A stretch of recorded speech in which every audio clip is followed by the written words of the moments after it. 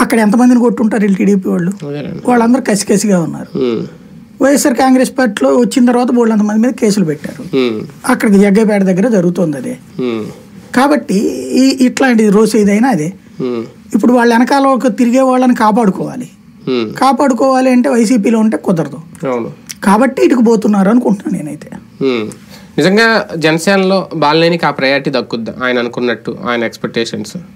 పవన్ కళ్యాణ్ ఆలోచన తీరుని బట్టి ఉంటుంది. ఇప్పుడే చెప్పలేం. జరగాలని కోరుకుందాం, పవన్ కూడా మారాలని కోరుకుందాం. ఏముంది, ఇప్పుడు పవన్ కళ్యాణ్ మీటింగులు పెడుతుంటాడు, వింటాడు, ఆయన మాట్లాడేది చెప్తాడు. ఇక్కడే జగన్ మీటింగ్ పెడతాడు, మాట్లాడతాడు. ఇప్పుడేమి బాలినేనికి ఏమి స్టేజ్ మీద మైక్ ఇచ్చి మాట్లాడవచ్చలేదు ఎప్పుడు జగన్. పవన్ అయినా అంతే ఉంటుంది. కూర్చుని ఎదురుగుండా వింటాం, అక్కడ ఉంటది, ఇక్కడ ఉంటది.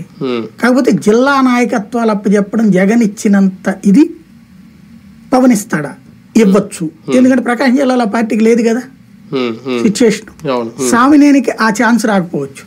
నియోజకవర్గానికి వరకు పరిమితం చేయొచ్చు. ఎందుకంటే కృష్ణా జిల్లాలో కొంచెం బలంగానే ఉన్నారు జనసేన వాళ్ళు. కాబట్టి అక్కడ అంత సీన్ ఇవ్వకపోవచ్చు. నియోజకవర్గ పరంగా వచ్చేటప్పటికి సామినేనికి అక్కడ అవతల శ్రీరామ్ తాతయ్య.